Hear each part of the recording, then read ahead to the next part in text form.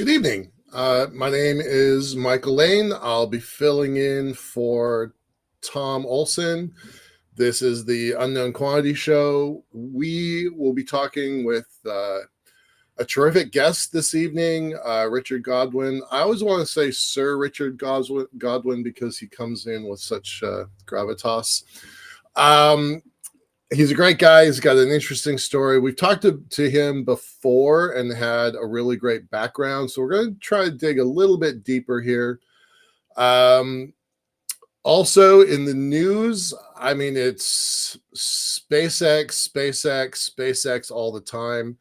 It's probably the biggest deal of the year. We've got some other stuff to talk about as well, kind of putting the space economy in perspective.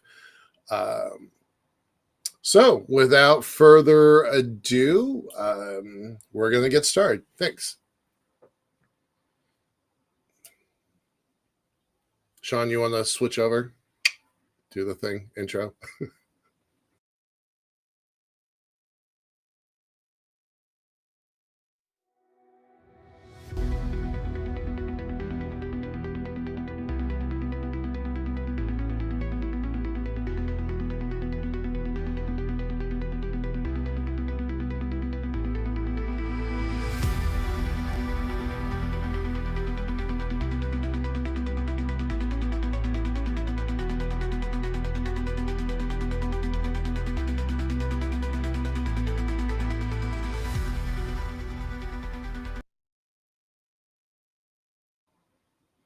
Hey, welcome back. Thanks. It doesn't quite have the same panache when Tom does it, but I'll do my best. I am a poor substitute for his polish. All right, so let's get into the news a little bit. I'm going to go over a few things briefly, and then we're going to talk about the deal of the year. So just stick with me for that for a second. There is some happening in the commercial space station business. Last week, NASA released some new details on its next plan for a commercial space station. We talked about this a little bit a couple weeks ago, where I was complaining that I thought it was really important that we had this continuity of people on orbit. November, we're going to hit 25 years continuous orbital time. And someone in our audience reminded me that a streak only matters when it's broken. And I don't think that's true. I think if we stick with 25 years of uninterrupted access and people living off Earth, I think we should go for 26 and 27 and 250, right? I think that's what we should be doing. So it is actually kind of interesting, this new draft. It is still a draft, it's still seeking comments, but I think it's really important that they've already kind of moved away from short-term obligations. They are looking for longer-term stays, and I think that I was kind of relieved about that. NASA's objective strategy is to enable the development of multiple commercial space station destinations, advancing them to the stage of an on-orbit low Earth orbit crewed demonstration flight as soon as possible, with NASA's targets set no later than 2030. So there are 6 space station companies that I'm watching: VAST, MAX, Voyager, Blue Origin's Orbital Reef, Axiom, and I just left one off. Darn it. All right. Anyway, there's still 6. And so it's really great to see that this is kind of starting to take place. They're only really committing to 2 participants, 2 companies. I was hoping it was going to be more than that, but the document states that NASA anticipates providing 1 to 1.5 billion in funding from fiscal years 2026 to 2031. So that's less than they were originally looking at 2.1 billion. But it's good. It's definitely in the right path. I hate to say it, but if we deorbit the International Space Station and we don't have continuous presence from the American camp, I don't think there are any European space station companies. Not that I'm paying attention to. If somebody has something, please let me know. But the Chinese might be able to keep the on-orbit record going because they're trying to increase their Heavenly Palace efforts. So as long as we just don't break that record, that's kind of what I want.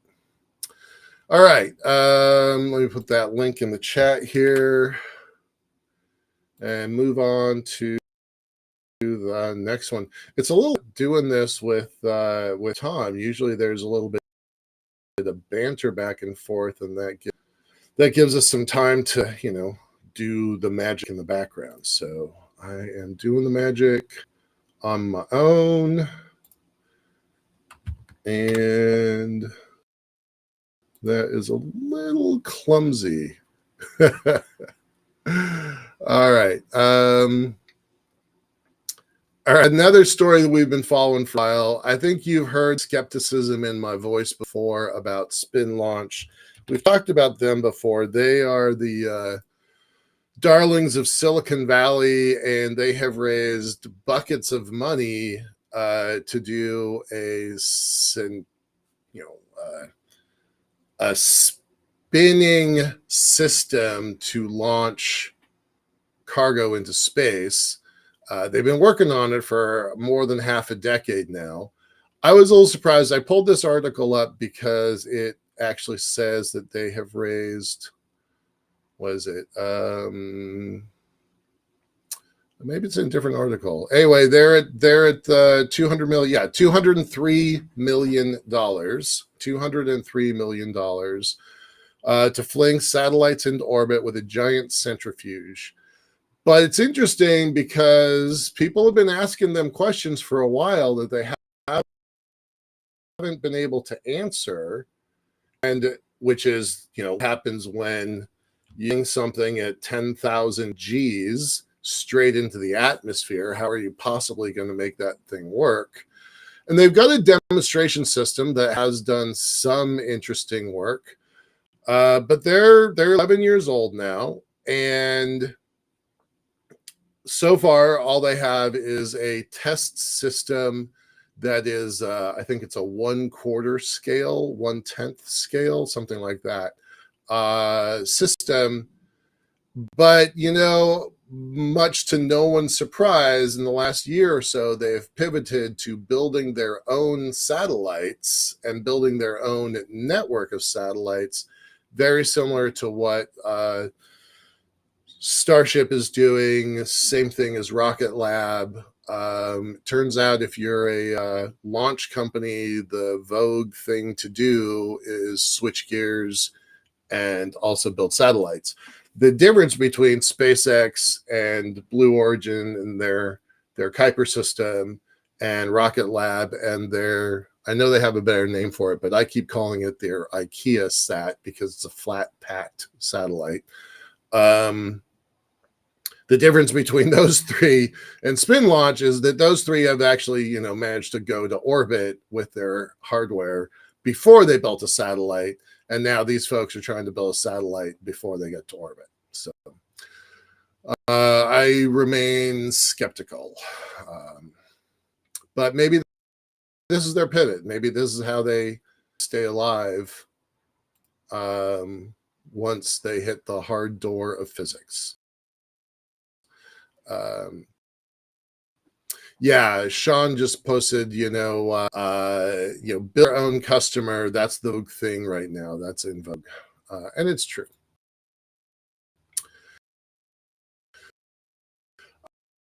All right. This next one's, but I keep at this stuff because I think it's kind of interesting. I'm kind of watching the world. So our space economy, depending who your authority is, puts 625, 650, 675 billion a year. And that put at the sweet spot. We're about the size, little less than Ukraine, about the size of Czechia. So that's not bad, right? We're in the top 20 space in measured by kind of compared to GDP. It's pretty good, right? It's the size of nations, and not trivial nations, like really significant nations. So it's kind of nice to see that. I always kind of track that. I'm excited when it goes over that $1 trillion level. I don't know why trillion seems like it's more important than 600 billion, but I think it does in a lot of people's minds. So I think it's cool. So I'm kind of watching that a little bit. We'll keep you updated as you know.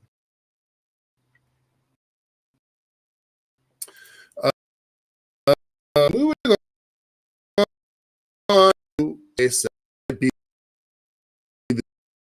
the deal of the year. I'm going to talk on the day with them.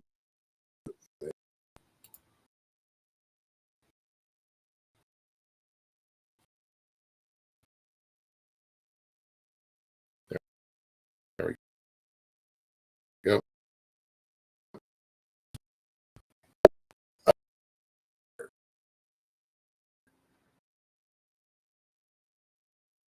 Um,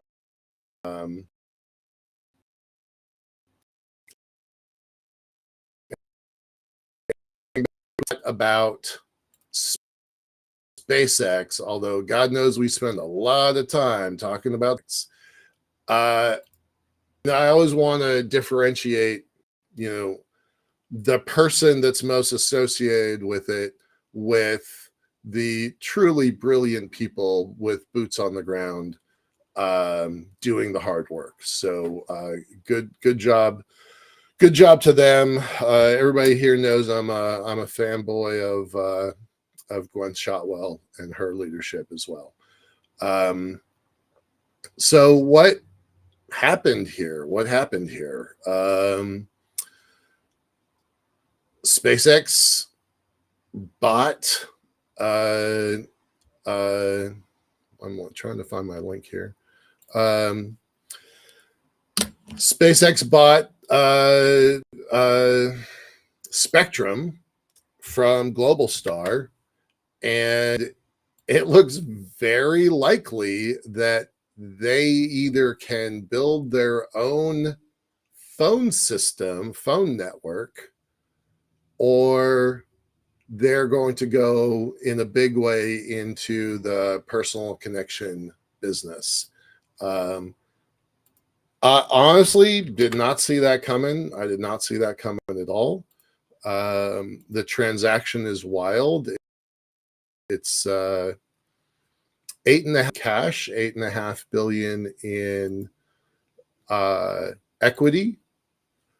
So one of the things people are saying is, if you want a chance to get SpaceX stock, go buy EchoStar now while this transaction has not happened yet, and you will kind of automatically get pulled into you'll have kind of a secondary market of having access to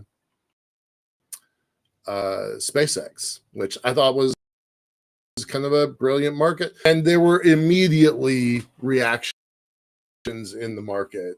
Some companies were up 10 and 15%, were down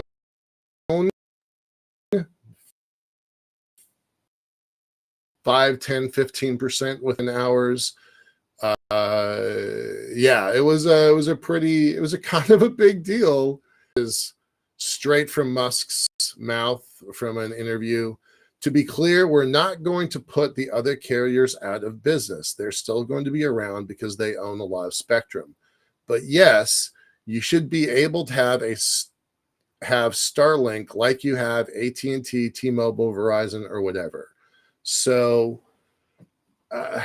many, many, many years ago, people were urging Apple to build their own phone network as a result of the success of the iPhone, and they declined it. And they cited a lot of reasons, mostly the relationships that they had with, and they said we would never burn our partners like that.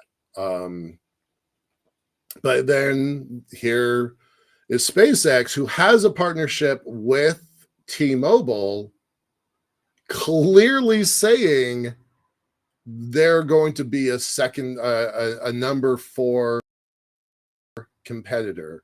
Now, here's the interesting thing, right? You know, we think in the US about AT&T, T-Mobile, and Verizon, but all the pockets of the world, all the regions of the world have their own systems. We don't think about Vodafone very often in America, but they're gigantic over in Europe, especially Southern Europe.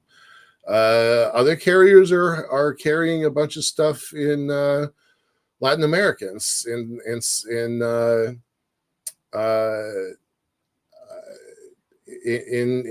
China, in Eastern Asia, in Africa. So what Musk is doing, I don't want to say Musk, what SpaceX looks like it's doing is going directly after these established players, but all of these players are established in a key market. You don't have the same restrictions if you have a Starlink enabled phone and you can call from Latin America or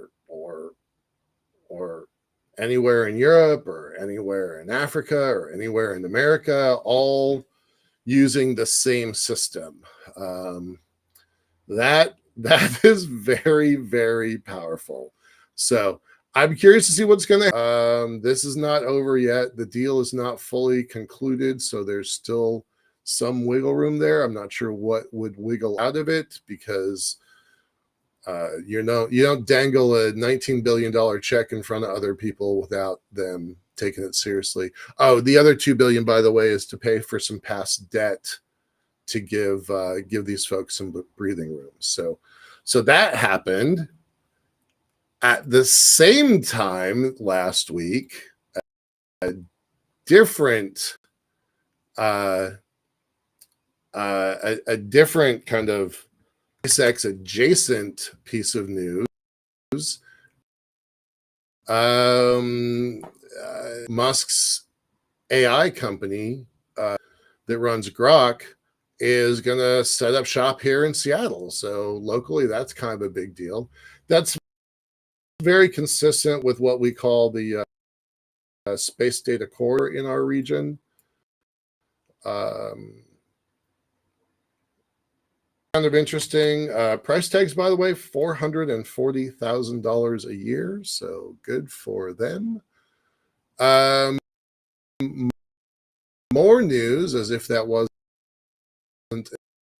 enough SpaceX news. He's going to hit 100 tons into orbit per year. 100 tons per year for this one company. To put that in perspective, I think the International Space Station is maybe 200,000. It's not that much. It's not that much. I used to know that number off the top of my head, but I can't think of it right now. 500 tons. Thank you. Yeah.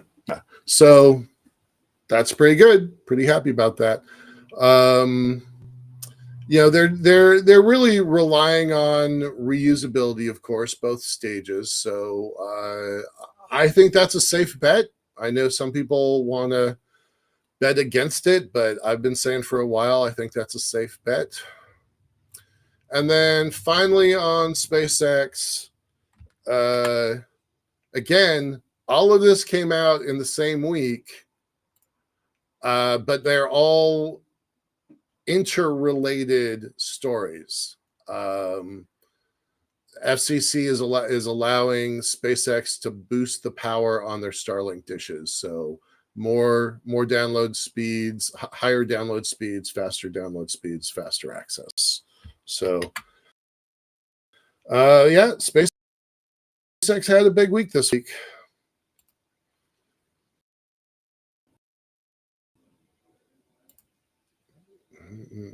I think that's all we're going to talk about. Yeah, let's move on.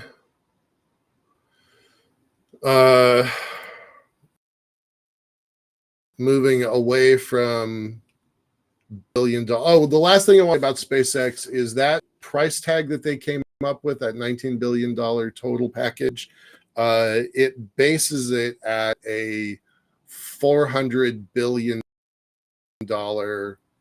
SpaceX. That's the value of SpaceX according to this transaction is $400 billion. I can't evaluate. I don't have the chops to evaluate that, but that has been consistently growing. It wasn't that long ago that was at the 300 million. It wasn't that long ago 350 billion range.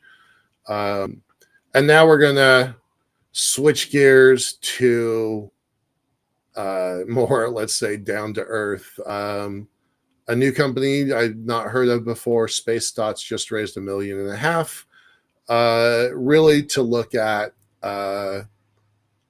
orbital threats. We talk a lot about congestion in LEO. This gal that I've lost her name, Bianca Cefalo, has an industry background, worked at NASA, worked at Airbus, decided that she wanted to kind of get out of the corporate side and get more into the innovation side.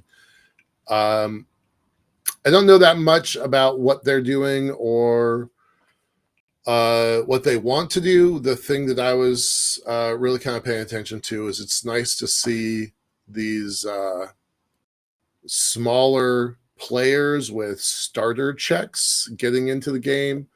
I always find that very refreshing. I think it's notable that it's a woman getting into it, because we don't have a lot of female-led space teams, commercial space teams. So that's always good. And the last one is this Rendezvous Robotics. I've been watching them for a while. They are also in that same kind of flat satellite. They're in that business, which I thought we've been seeing that grow and grow and grow. We've talked about it a lot on this show about the standardization and commoditization of the sector. I think that's really important. I think that it's going to have long-term value to our sector. We talked about in reference to the U.S. Navy, and once the Navy imposed standards in the American shipping system, that's how we got the containerization that ruled the world. I think that same logic is going to apply in the space sector. And so this is now the fourth or fifth, what I lovingly refer to as flat satellites or flatelites or IKEA sats. But they're doing a little bit different. It's self-configurable, which is really interesting. this gal, Ariel Ekblau, has been working on this out of MIT for a while. I've interviewed her on a different show. It's pretty interesting, probably 2021, maybe 2022. Really interesting stuff. They have some pretty clever videos that are worth watching, so might want to look them up. One thing that I thought was really great is here's our friend Joe Landon. We were talking about Joe Landon just a few weeks ago when we had Guillermo Sondheim on our show. Landon was the intermediary between Sondheim and now Chad Anderson. So he was one of the early folks at what used to be called Space Angels Network, was now called Space Capital. So nice to see him kind of back in the industry. So kind of cool. Kind of, they raised $3 million. And what they want to do is build big stuff simple, right? Gigantic satellites with the same interchangeable assets over and over and over again. And I think that's pretty cool. Ekblau has shown how she can make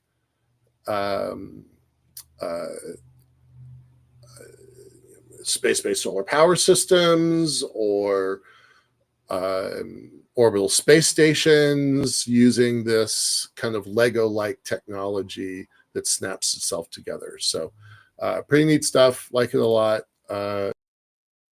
Definitely watching. I wouldn't put her. I said earlier that there's 6 space station companies that I'm watching, but I do think that she's got a kind of a cool outlier. And with that, let's wrap up our news and bring in our guest.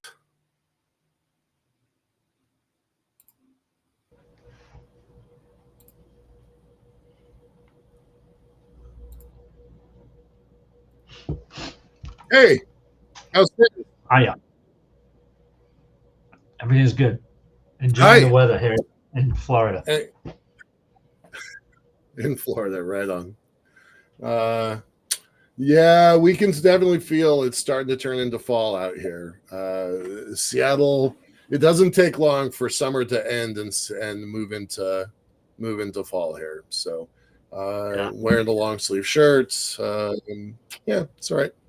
Hey, do you want to comment on any of the news? I thought maybe you kind of seemed like you had some stuff you wanted to say there. Yeah, I'm kind of biased in favor of Axiom, obviously, in terms of space stations.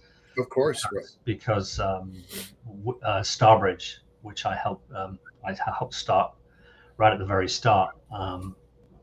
Axiom was one of the first companies that we invested in, and we both totally believe in their team. We believe in their technology. We believe in a lot in their business plan. And we are in the trenches with them, fighting to push that company forward as much as possible on a commercial basis as well, of course. Yeah. So I'm really kind of bullish on Axiom. Now my dog has started to bark as soon as I do like VAST. I like VAST because I like the simplicity of the system that they're talking about doing. And also the fact that they could be doing variable gravity experiments, which we really, really need. Nobody's doing variable gravity, and I think it's a thing that we've ignored. We go microgravity, we go to the moon, we go 6G, we go to Mars, we go 0.4G, but we haven't done anything in low Earth orbit where we could really be doing variable gravity work, and I like that idea. I mean, I know that the tensions and the engineering is difficult, but so what? Okay. It's space. We're good at it. Yeah. Starship, loved it. Thought it was wonderful that they actually got it working. Still some issues there. They still have a big problem with not a big problem, but they have a lot to get through in terms of the heat shield. TPS coming back in. That's always a big thing. It's always easier putting stuff up than bringing it back. So that is, and it's easy to bring it back once, Yeah, right. Bringing it back Right. regularly over and over again, that's like fusion. It's Yeah, hard. It's very hard. it's hard. Right. So I was really interested to see that there is talk about the fact of a non-returnable starship, that goes up, like the HLS. Right. That's a Right. returnable starship, and so you get away with all the heat shields, you get away with the control surfaces, and you put up, I don't know, 150, 200, 250 tons of stuff. Right. Yeah. That lends itself to putting up a pretty. I mean, my thought would be, why don't they put up a high fidelity starship kind of starter space station? I know that goes against the grain because some of their customers are already, like Axiom. They're a client. Yeah. Do you want to? Yeah. Do you want to go in a competition against your customer base, which is always not a good idea, I don't think. Not a good idea. But I think that if they were able to put up a specially bespoke built space station in low Earth orbit based on a starship, where they could, figure out all the stuff that they are going to need to do before they go to Mars, seems to me like a good idea. And the way that they're building these starships, it's like, how much of a stretch is that for them? Right. Right. So I've been really hoping that I don't want them to abandon what they're doing. I think what they're doing is great. I'm always going to be in awe of a catcher that can catch a system and with chopsticks. Like, that's pretty clever, right? I don't want them to stop what they're doing, but I think it would be advantageous to just have a one-way ship, just like we did in the old days, that could do the things, because we're definitely running up against the clock on what we can do to the moon, what we can do to heading towards Mars. And I don't think that they're moving fast enough. I really am frustrated. Locally, Blue Origin is not moving fast enough. And I think we're going to miss some really important windows that, if we miss them, there's no second chances. So I would like to have these folks kind of maybe have a different team that was working on one-way trips, just so that we could get some of these check boxes completed. That's kind of where I'm at. Yeah. Well, we skipped a little bit about your origin story, so let me go back to that a second. You've been on the show before. I've probably interviewed you 6 or 7 times at this point. Give a brief background for folks that are new, but then let's kind of dig into what you're up to these days. Yeah, basically expat Brit, lived in America almost 40 years now, U.S. citizen now, and always. So no more chance to get a knighthood, though. Dual citizenship, as long as they don't ban that. But I am working on that. Okay. I've been a serial entrepreneur all my life, but always been a spacer. Always wanted to get into the space industry, but that's, when you haven't got a few $100 million to play with, that's a hard rock to push uphill. Right. But so got into that really with space advocacy through NSS and Space Frontier Foundation. Helped with my brother. We created Apogee Books. We put 400 kind of technical and biographical space books into print, and we met everybody through that. I mean, everybody had a book. So I think the most important thing is to talk to everybody, as many people. I probably have 4 of them on my shelf right here. Yeah. I mean, talk to as many people as you can. Never just say, oh, I can't talk to that person because they do something different. It's like, those are the people you need to talk to. So you get this lateral vision thing of, well, this guy over here is doing this and this guy over here is doing this. Hey, what if I put these 2 people together who don't know anything about each other? And I've done that a lot of times in the past, and some really good marriages of technology and engineering and companies have come about because of that. I literally just did it in the last month. Can't talk about it yet, but it was like, you're doing what? You're doing that? Hey, let's get together, you know. And all of a sudden, the lights go on, and it's like, wow, this could be much bigger than the sum of its parts. Anyway, after that, I first worked with Elon in 2003, and he asked me to go in and run a program called Dragon Lab in 2009, 2010. I did that for a couple of years. And then I went, when I was doing that, which was like one of the most awesome jobs ever, you know, it was just fantastic job. And I have so much respect, as you said, for Gwen. She is a frigging star. You know, she's one of a kind. She should be an Avenger. She really should. Right. So huge amount of respect for her, because, you know, Elon might be the voice and a lot of the ideas and the science, but it's Gwyn that's the engineer that has to put it all together and then sell it, and that's a totally different skill set. So I've just been staggered by the progress that start, and really impressed. I love it with SpaceX. So I still see them as, you know, driving a lot of what's going on. They're driving the bus in terms of pushing everyone ahead, and a lot of people, I've spoken to people at Boeing that dismissed them at the start, and then they said, like, don't do that again, you know. You don't discount those people, because they're gonna eat your lunch. And it's funny you say about, you know, this thing with the telecom. One of the first companies we invested in at Starbridge was Link. Direct to cell. They pioneered that stuff. Chas Miller, and that company is doing well. I think it's doing well. I think it's going to do really well. And so, you know, it's a competitor somewhat to Starlink, but there's nothing wrong with competition. You know, Starlink can't be a monopoly. You know, I'm seriously thinking about, maybe we should send Elon a white cat, you know, to sit on his lap, you know. Because at some point he sounds like a Bond villain, you know, and it's like, hey. But I mean, I from the work I did with him, I understand he comes a lot from kind of the same kind of sci-fi that I grew up with as a kid.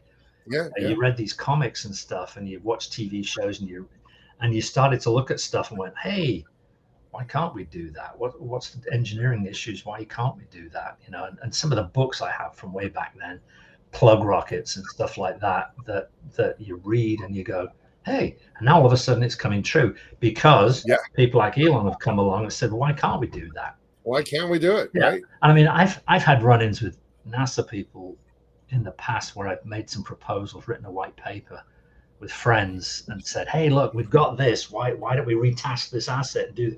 No. Oh no, we can't do that. Build something right from scratch. We go back. We make billions of dollars worth of PowerPoints, and, you know, it's like, forget it. You live in a different world, you know. I got turned down by NASA again last week. I mean, I keep putting in proposals, and I keep you know, having what I think are really good ideas, and they keep saying not interested, right? Not built here, not interested. They live in a hard place, you know, especially at the moment with the budget and stuff. They do. They to me, NASA is American culture. You know, when you talk about the culture of different nations, and you go to these world fairs and stuff, to me, American culture is pictures from James Webb, or pictures from Hubble, or Men on the Moon.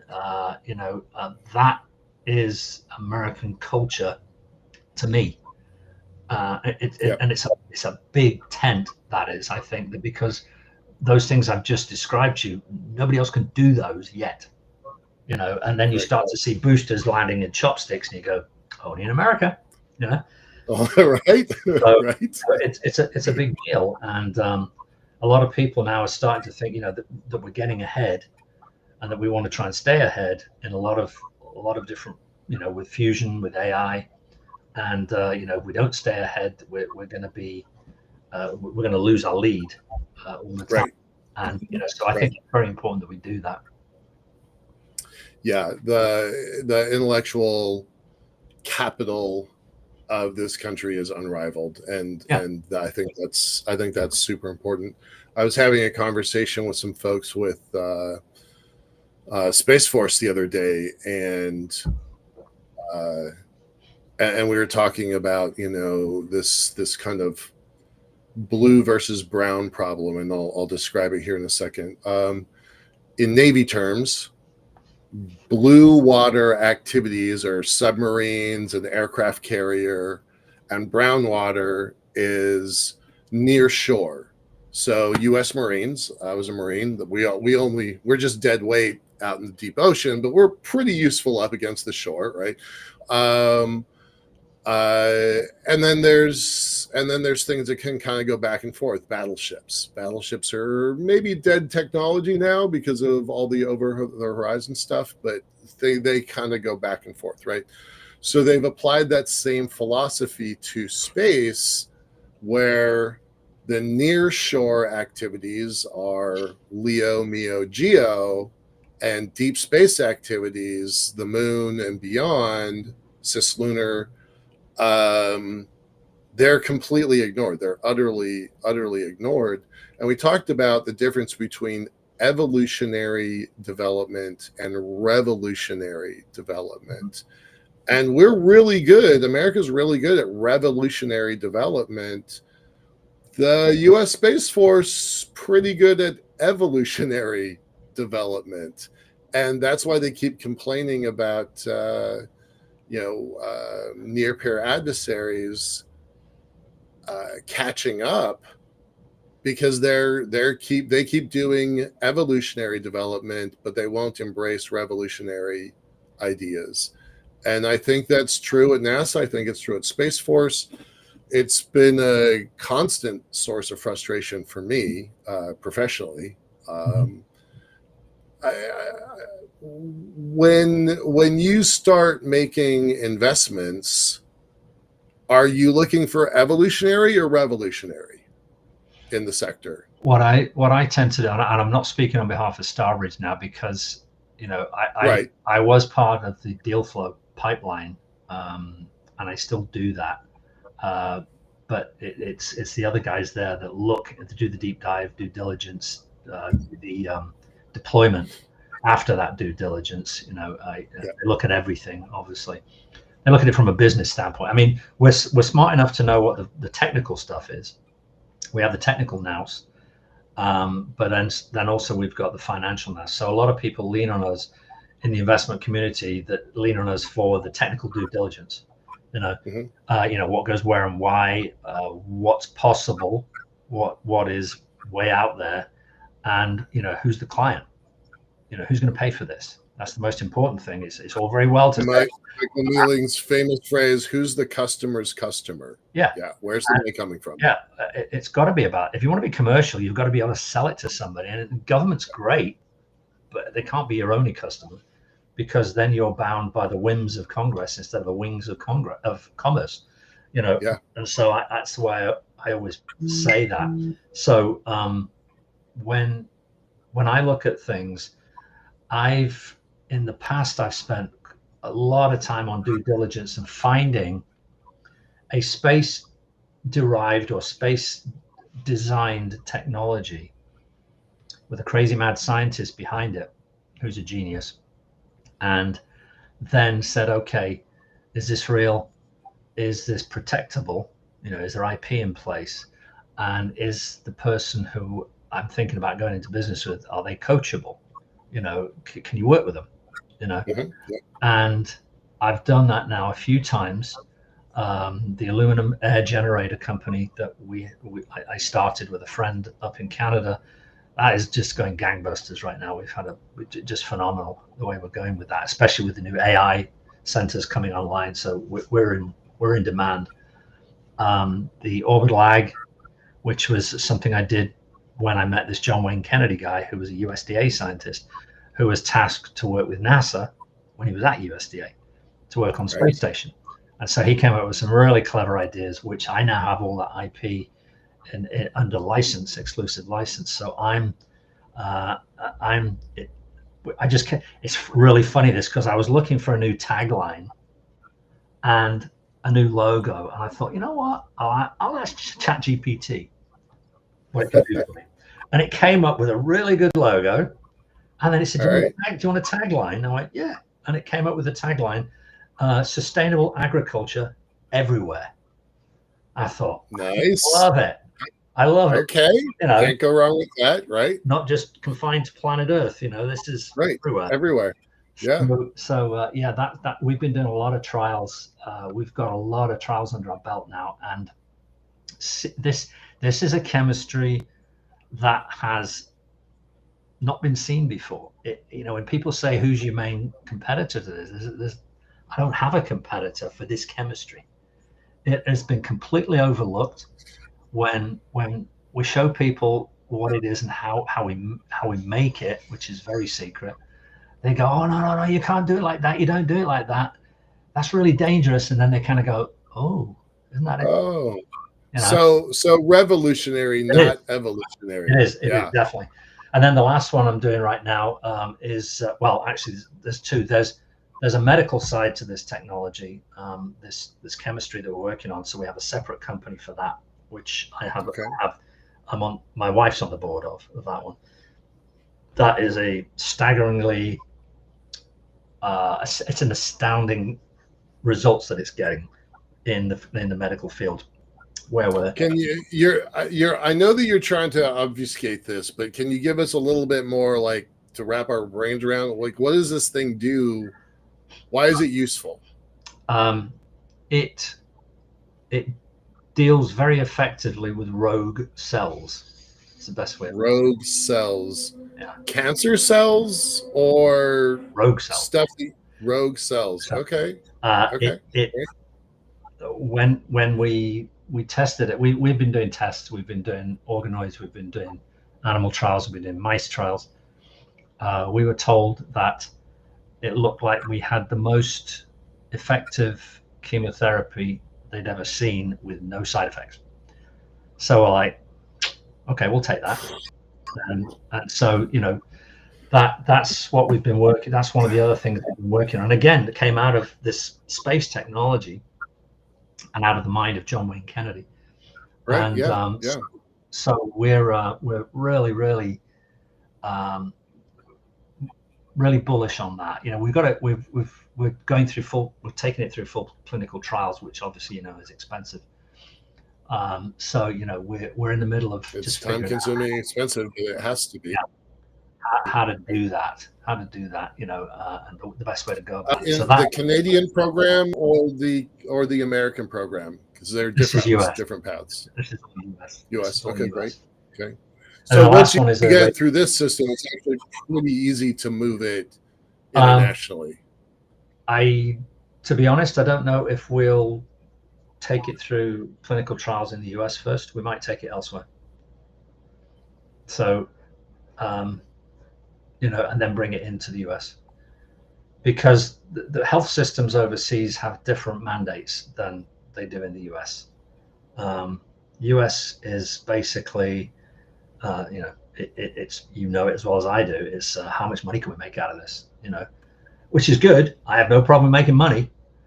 Right. But then overseas, are you gonna? Hey, we need to fix people. Are you gonna sell it now or sell it later? Right. Yeah, and I mean, it's like, and it's like the president has been saying, we need to reduce the prices of drugs in this country, pharmaceuticals, because Americans do end up subsidizing pharmaceuticals overseas. They do. I mean, I can tell you that absolutely, because Americans pay more for it. So the pharmaceutical companies, when they go overseas, they go to the single buyer in France, Germany, England, which is the government. And they go, hey, we've got this great new drug. Right. What does it do? Oh, stops heart attacks. Great. How much is it? Well, it's $3,000 a month. Oh, can't afford that. Well, that's the price. Right. We'll buy all of it for the country for $1,000 a piece. And they kind of go, we'll think about it, because the Americans are going to pay $3 or more for it. So they know they can make the money in the United States. And it's just that the single payer in the UK or Germany or France is just been able to negotiate because they've got a bigger data customer base than any insurance company in the US. Right.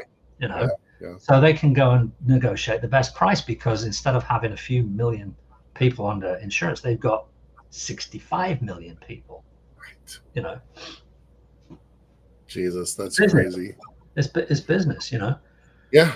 That's the way it works. So yeah, and the last one we've got is a radiation shielding company. We started a company to do lightweight radiation shielding, and we put our first alpha materials in the beamline up at Brookhaven back in February, and we were 3x more effective than high density polyethylene, which is the standard for radiation shielding, like on the space station or in electronics. So and we don't weigh as much either, so we're 3 times more effective and we weigh less. So well, that's pretty handy if you've got Axiom as an investment, right? well, I haven't approached Axiom with it yet.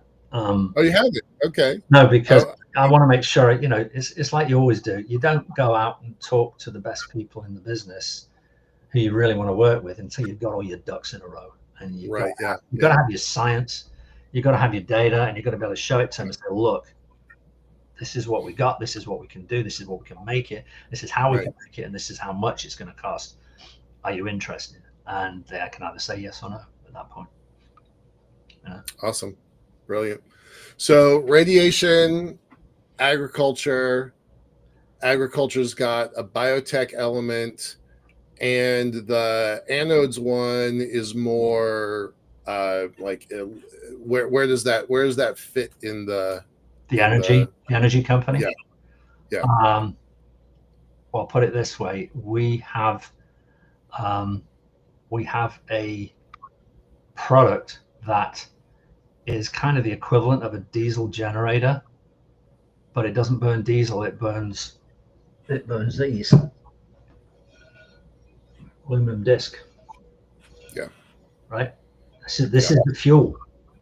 Right. And so as long as you keep putting those in it, it will give you electricity out and no CO2, no carbon. It just goes into a slurry that's recyclable. So basically, we have something that could really always be on as long as you keep putting discs in it, and it's not got any carbon footprint. I mean, the aluminum, when you make the aluminum, has carbon, right? But we're using scrap aluminum for those discs. We use scrap, so stuff that gets buried. People think that aluminum gets recycled. No, there's a type of aluminum scrap called twitch, and about 20 million plus tons a year gets put into landfills. We can use that. We can use that, put it into those discs and turn it into energy, and then recycle what comes out, the waste that comes out, into aluminum again. I don't know how to ask this question. That disc that you just described, if that was on an electric vehicle, how far could you drive that vehicle? That's something is that a question that makes sense? I'm not even sure I'm asking it. No, it does, absolutely, but it's we still have to do a lot of engineering to be able to make it transportable. We are working on that right now. We're working on backup power. So it's kind of, it could be mobile, but it's more like stationary backup power systems, and that are zero emission, and that could run, because I mean, we can put a disc in. The thicker the disc, the longer it lasts. So we can put a disc in that would last 2-3 weeks. You power for 2 or 3 weeks, which when you think about it. Plus the fact is, I mean, let's say for example, hypothetically, one day you had a Generac that was running on this. You could have it. You wouldn't have to put it outside the house. You could have it in the house, because it's not going to poison you. No fumes. No fumes. You could have it running, buzzing away. It could produce heat for your house as well, so you could heat water with it without using the electricity.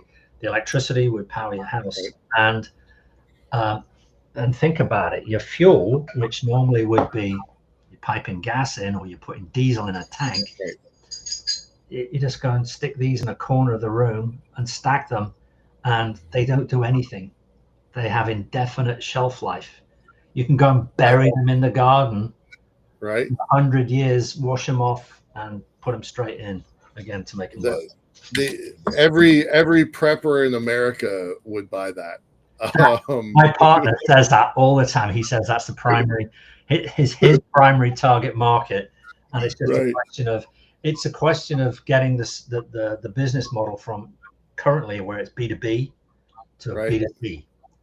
You know, you have to build that supply chain, and you gotta spend some time up in the woods of the Pacific Northwest. You will meet your client base there.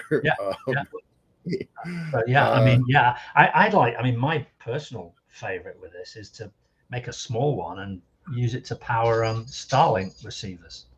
You know, so you've got a little start, you're off the grid, the power goes out or whatever, and you've got one disk you put in, and it runs for 2 weeks. And you take when it's finished, you take it out, put a new one in, runs for another 2 weeks, and it gives you enough power to power your Starlink transceiver. Yeah.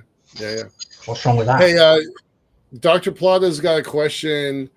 It's really straightforward. Would you invest in a space solar power company? I wouldn't, as myself right now, an STH, because we are just full to the gills of developing these companies that I've said about. I have looked at some different types of solar power companies for Starbridge that are really interesting and that do have a business model. But that would be something that the Starbridge guys would have to look at. It would have to be able to stand out. The way they look at things is like, can it dominate its market segment? Can it dominate? You know, that's a big part of it. So in our last 3 minutes, we always ask the question: what does 5 years look like, and what does 25 years look like? So you've got kind of 4 technologies and your own visions. I brought something to show you. What's that? Is my favorite idea. Okay, all right. Vehicle. It looks like Spaceship One. So with upside down, but okay, all right, I get that. My business partner up in Canada, who's a real rocket scientist, you may have heard of him, Jeff Sheeran. He designed the Canadian Arrow for the X Prize, and built a rocket up there. Yeah, his design, and basically, this sits on the water, right? It sits on any sizable water, whether it's ocean or lake. And these pontoons, like the old Pan Am Clippers, these are the pontoons. Right. Sure. Okay. They are full of fuel and oxidizer. Okay. It's called CG for center of gravity. The center of gravity is here. The engine is several engines here, which are pivot. They pivot down. They can pivot down. They can pivot side. What do you call it? Something thrust. I can't remember the word now. Anyway, so and this is the upper stage. So I looked at all the physics and the math behind this. There's nothing impossible about this. The great thing about it can be scaled up any size you want. You take off on the water. You get enough speed up to be able to take control authority with the forward-pointing hypersonic wings and a tail. Right. You then pivot vectored thrust. You vector it down. Yep. It goes into a kind of a high parabolic flight regime at that point. Mm-hmm. And when it gets to the top, the front of this opens up, the back opens up. Your payload on a upper stage is in the inside. Right. It's out. You close it up, and you bring the whole thing back down for a nice, gentle landing, glide landing onto the water.